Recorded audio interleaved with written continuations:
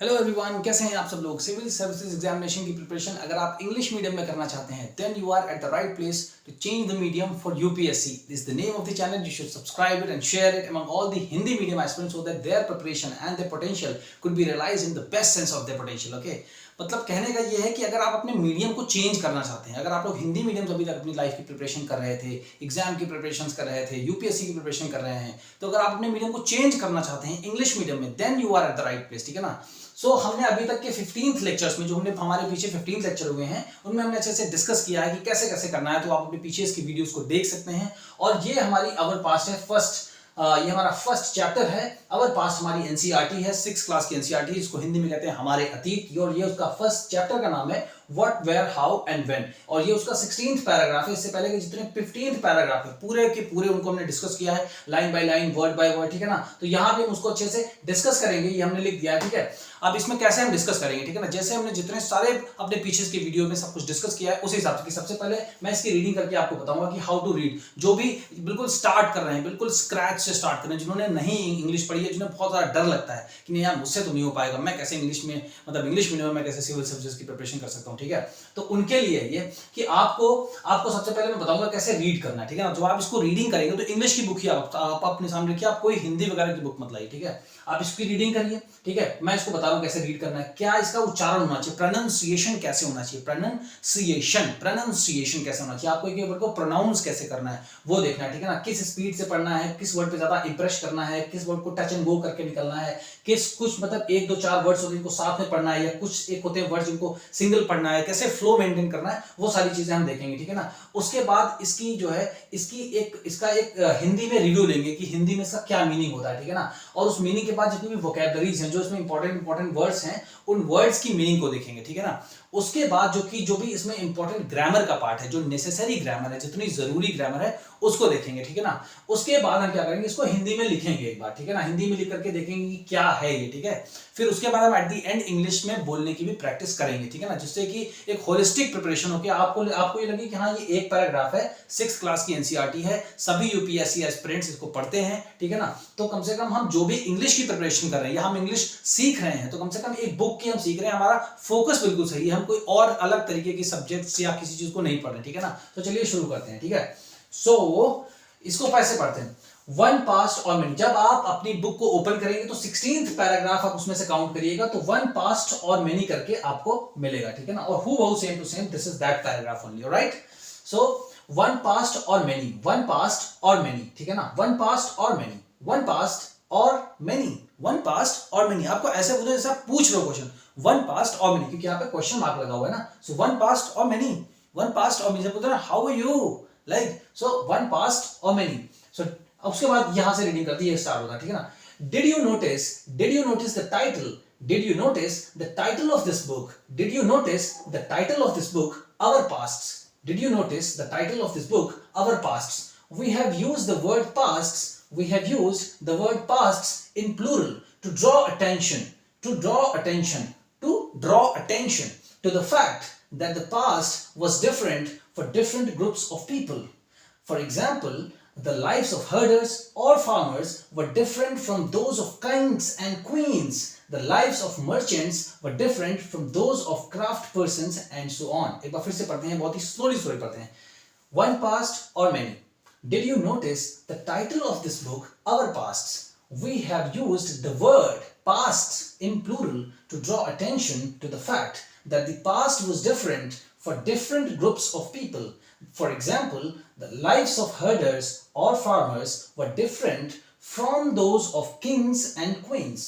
The lives of merchants were different from those of craft persons and so on. ठीक है ना, this is how you have to read and ऐसे ही आपको उच्चारण करना है। ठीक है ना, बार बार इसको 5-6 बार पढ़ना है। ठीक है ना। अब देखते हैं इंपॉर्टेंट जो मीनिंग है यहाँ पर। जैसे ये हमारा डिड है, ठीक है ना, ये जो डिड है, ये डिड हमारा है, और ये जो हैव हमने यूज किया ना, हैव यूज। ठीक है ना। तो अब ये हमारे दो इसमें ग्रामर के इंपॉर्टेंट पॉइंट। ठीक है ना, ज्यादा ग्रामर पे आपको फोकस नहीं करना कि पहले पूरी ग्रामर सीख लेते हैं, क्योंकि अगर आपने ग्रामर सीखने पे पूरी फोकस लगाया तो 99% फोकस आपका वहीं रहेगा, रूल्स पे रहेगा। और जब आप एक बार रूल्स को सीखेंगे तो फिर आप जब भी कुछ लिखने की कोशिश करेंगे तो आप सोचेंगे बिल्कुल सही होना चाहिए, ये बट वैसा होता नहीं है। तो इसलिए आप रिवर्स इंजीनियरिंग करिए, आपको समझ में आ रहा है, मीनिंग समझ में आ रहा है, बोलने की कोशिश आप करिए, अभी मैं आपको बताऊंगा कैसे करना है, ट्रांसलेट करने की कोशिश करिए, और एक बुक आप कंप्लीट कर लेंगे 6th क्लास की एनसीईआरटी, उसके बाद आप अपनी सिचुएशन को देखिएगा, ठीक है ना। 40 to 50% आपको इंग्लिश पे एक हिम्मत बन जाएगी, हाँ मैं इससे आगे बढ़ सकता हूँ या बढ़ सकती हूँ। ऑलराइट, तो इससे सबसे पहले ये देख लेते हैं, इसके वर्ड मीनिंग्स को देख लेते हैं, ठीक है ना।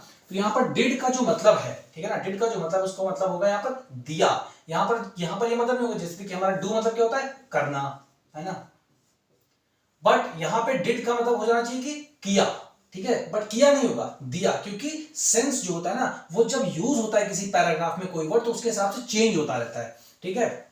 नोटिस मतलब क्या होता है ध्यान देना, ठीक है ना। उसके बाद हमारा टाइटल है, टाइटल मतलब होता है शीर्षक, ठीक है ना। और पास्ट मतलब होता है अतीत, अवर मतलब हमारा होता है, बुक मतलब किताब होता है, दिस मतलब ये होता है, ऑफ मतलब क्या होता है, ठीक है। वी मतलब हम होता है, हैव यूज्ड का मतलब है किया है, यूज किया है, ठीक है ना। यूज किया मतलब प्रयोग किया है, प्रयोग किया है, प्रयोग किया है, इसका मतलब ये जहां भी आपको दिखे इसका मतलब होता है प्रयोग किया है, ठीक है ना। वर्ड मतलब शब्द होता है, पास्ट मतलब अतीत होता है, पास्ट मतलब अतीत, अनेकों अतीत, ठीक है ना।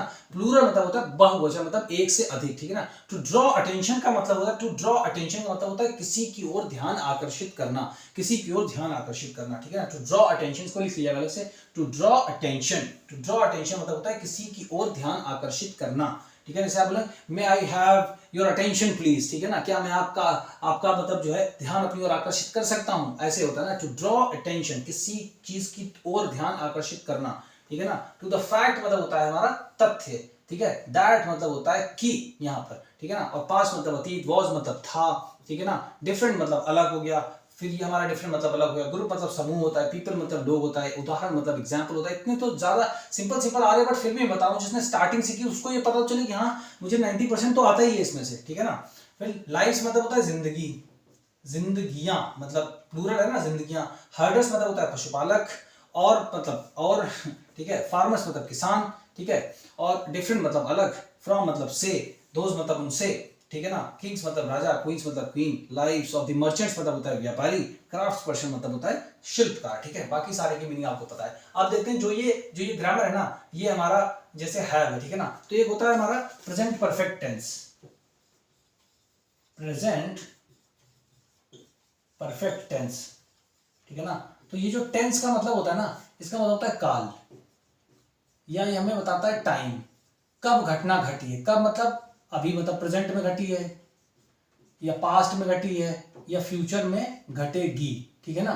उस हिसाब से हम यहाँ पर हेल्पिंग वर्ब्स यूज करते हैं, जो हमें ये इंगित करती हैं कि ये घटना पास्ट की है। जब आप जैसे हमने यहाँ पर पढ़ा, जैसे हमने अगर मान लीजिए मैंने यहाँ पर पढ़ा डिड, तो ये डिड मतलब ये पास्ट के बारे में कुछ बता रहा है, ठीक है ना।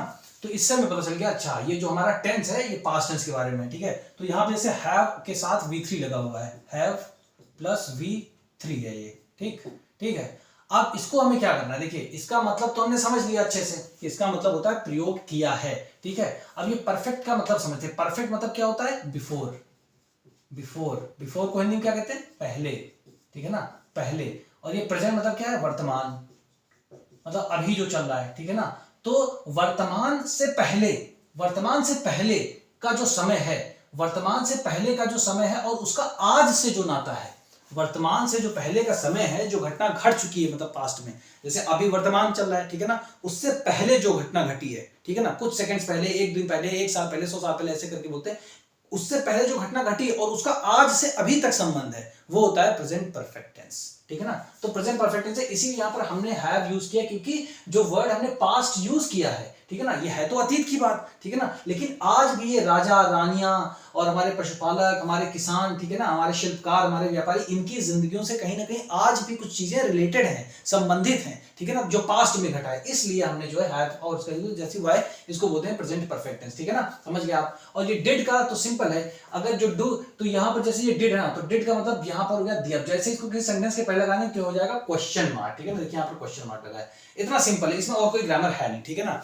तो हमने रीडिंग कर लिया, हमने इसका प्रोनाउंसिएशन देख लिया, हमने इसका ग्रामर देख लिया, हमने इसके वर्ड मीनिंग देख लिया। अब अगर इसको आप ट्रांसलेट करेंगे, ये तो मैंने पहले ही लिख दिया, अदरवाइज मैं यहीं पर ट्रांसलेट करता हूँ साथ में सारे वीडियोस में, बट चलिए आप इसको देखते हैं, ठीक है ना। अब एक बार आप इसको मत देखिएगा पहले, बट आप खुद से एक बार इसको करके देखिए ट्रांसलेट, ठीक है ना। डिड यू नोट, ये स्टार्टिंग की एक्सरसाइजेस है, समझ लिया आप अपने माइंड को आप मतलब ट्रेन कर रहे हैं कि कैसे आपको इंग्लिश समझना है, ठीक है ना।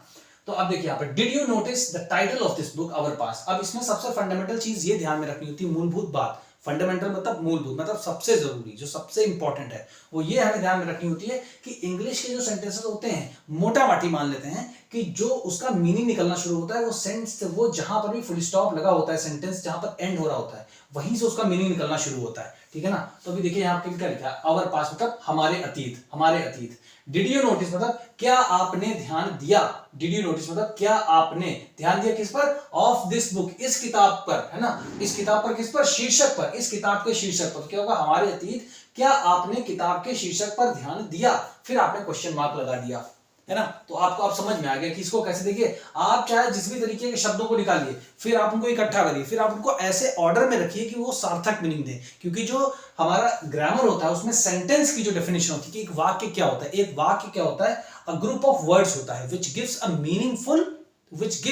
a meaning to the sentence, ठीक है ना। अब सेंटेंस क्या होता है, जैसे 1 2 3 4 5 6 7 8 9 10, तो यहां पर ये पूरे 10 मान लीजिए शब्द हैं, तो ये 10 शब्दों का जो एक समूह है ये एक सेंटेंस का निर्माण करता है, इसको हम सेंटेंस बोलेंगे। अब अगर ये सारे वर्ड मिलकर एक मीनिंगफुल इसको मतलब एक जो है वो दे दें कि हाँ इसका ये अर्थ निकल रहा है, तो इसको सेंटेंस कहा जाएगा। अब जैसे आप लिखते हैं हमारे अतीत पर ध्यान दिया आपने क्या शीर्षक किताब, तो ये गलत है, बट आप इसको ऐसे लिखिए, फिर आप इसको लगाइए इस ऑर्डर में कि आपको ये एक सही मीनिंग दे जाए, तो आपको समझ में आ जाएगा, ठीक है। इतना आपको बिल्कुल आता है, मुझे पता है, आपको बस थोड़ी मोटिवेशन की जरूरत है और थोड़ी मेहनत करने की जरूरत है, फिर आप लोग बहुत अच्छा कर सकते हैं हिंदी मीडियम के सभी लोग, ठीक है। We have used the word past in plural to draw attention to the fact that the past was different for different groups of people, ठीक है ना। अब इसमें क्या है, we have used the past। अब देखिए सेंटेंस के एंड से शुरू करते हैं फिर से, है ना। अब यहां से क्या है, ये देखिए the past से शुरू हुआ है, the past, है ना। अतीत अलग अलग, ठीक है ना, अतीत अलग अलग समूहों के लिए अलग अलग था, ठीक है ना। the past was different for different groups of people, ठीक है ना। लास्ट सेंटेंस के लास्ट भाग से ही शुरू हुआ कि अतीत मतलब जो पास्ट है ना, अतीत was different मतलब अतीत अलग अलग समूहों के लिए, was different for different groups of people, है ना। तो अतीत अलग अलग समूहों के लिए अलग अलग था, ठीक है ना। फिर यहां से देखिए we have used the word past in the plural to draw attention to the fact, ठीक है ना। अब to the fact मतलब क्या है, तथ्य, ठीक है ना। अब इसको कैसे मतलब अरेंज करें, देखिए अतीत अलग अलग समूहों के लिए अलग अलग था, इस तथ्य की ओर टू ड्रॉ अटेंशन, ध्यान आकर्षित करने के लिए, ठीक है ना। We have used the word past, ठीक है ना।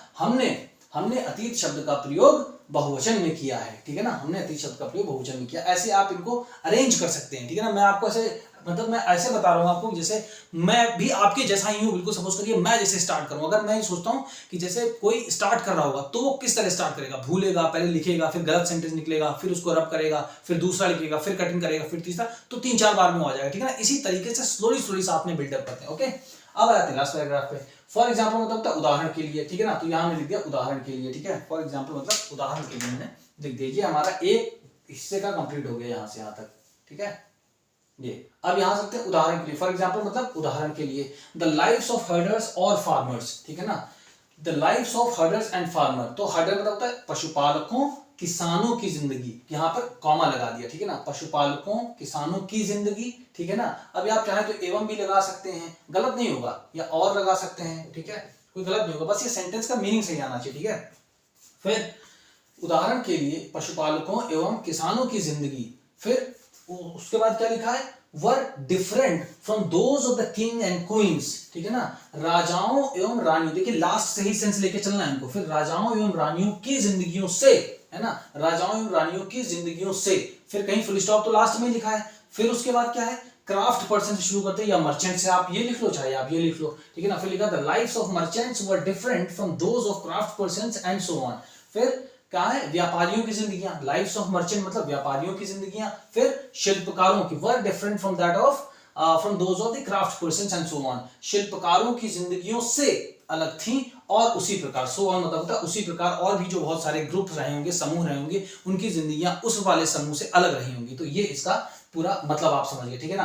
अब बोलने की भी प्रैक्टिस करते हैं, ठीक है ना। चलिए मान लीजिए कोई भी इंसान हो, अगर वो स्टार्ट करता है कि मैं कुछ बोलूंगा, अब तो मुझे इंग्लिश बोलना है, बहुत सारे लोग बहुत कोशिश करते हैं मुझे बोलना है, कुछ लोग रट लेते हैं कुछ सेंटेंसेस को, बट वो 1-2 सेंटेंसेस होते हैं, उनका डेली लाइफ से या उनकी जो रियल की जो उनकी एग्जामिनेशन की प्रिपरेशन है उससे कोई लेना देना नहीं होता है। अब आप देखिए, चलिए मान लीजिए कि स्टार्ट करें तो कैसे, कुछ एक दो लाइन आपको स्टार्टिंग में याद होना चाहिए। अब क्या है सबसे ज्यादा इंपॉर्टेंट जो आपके लिए ये है कि आपके पास एक स्टोरी है, अभी आपके दिमाग में एक स्टोरी है, ठीक है। आपको पता है कि अच्छा जो पास्ट है, पास्ट के बारे में बात की जा रही है, तो ये जो पास्ट के बारे में बात की जा रही है, क्यों बात की जा रही है, क्यों इस पास्ट को बताया गया कि एक नहीं कई तरीके के पास्ट थे, तो क्यों, तो इन्होंने बताया अच्छा तो ये वर्ड का जो ये हमारी नाम है ना, जो हमारी बुक का, इसको भी उन्होंने प्लूरल में रखा है, बहुवचन में रखा है, तो उसकी तरफ भी ध्यान आकर्षित करना चाहते हैं। क्यों, तो ये बता रहे हैं कि जो ये वर्ड पास्ट है ना, ये प्लूरल है, मतलब इसको हमने बहुवचन में लिखा है। क्यों, क्योंकि जो पास्ट था वो अलग अलग लोगों के लिए अलग अलग था। अब वो कौन से अलग अलग लोग थे, राजा रानी जो थे उनका पास्ट जो है, हमारे जो ये हमारे फार्मर्स थे, हर्डर्स थे, इनकी जिंदगियों से अलग था, जो मर्चेंट्स थे, क्राफ्ट पर्सन थे, उनकी जिंदगियों से अलग था। तो सबके लिए पास्ट अलग अलग था। कुछ की जिंदगियां बहुत ऐशो आराम में थी, कुछ लोगों की जिंदगियां नहीं उतनी अच्छी थी, ठीक है ना। तो ऐसे बहुत सारे लोग अलग अलग समय पर रह रहे थे, ठीक है ना। तो इस वजह से अब एक ये कहानी आपके दिमाग में सॉर्टेड हो गई, सेव होगी, हाँ ये कहानी तो पता है। अब एटलीस्ट कहानी जब पता है तो कुछ ना कुछ तो आप बोल सकते हैं। फिर आप यहीं से स्टार्ट करिए, पहला सेंटेंस कुछ याद करिए। डिड यू नोटिस, मतलब आप किसी से पूछ रहे हैं did you notice, did you notice, फिर उसके बाद आपको कुछ ना याद है। सपोज करिए मैं ऐसे एक्ट कर रहा हूं जैसे कि कोई मतलब स्टार्ट कर रहा होगा बोलना, इधर देखेगा उधर देखेगा, आई कांटेक्ट नहीं होगा, उसका कॉन्फिडेंस नहीं होगा, नर्वस हो जाएगा, ठीक है ना। ऐसे ही लगता है स्टार्टिंग में, बट जब आप 4-5 बार बोलते हैं तो फिर बोलना आ जाता है आपको। तो ऐसे बोलते हैं did you notice the title of the book, did you notice the title of the book, did you notice the title of the book our past, did you notice the title of the book our pasts, we have used the word pasts in plural, we have used the word past in plural to draw attention to the fact, फिर आपको अच्छा we have used the word pasts in plural to draw attention to the fact that the lives of different groups of people were different from, नहीं यार ऐसे नहीं होगा, एक बार मैं देख के देखता हूँ, है ना, एक बार मैं देख के देखता हूँ, to the fact that the past was different for different group of people, अच्छा the past was different for different group of people, oh we have used the word past in plural to draw attention to the fact that the life of different group of people was different, हाँ ये समझ में आएगा, life of the different group of people was different. For example the lives of the herders and farmers the lives of the herders और farmers were different from those of kings and queens, were different from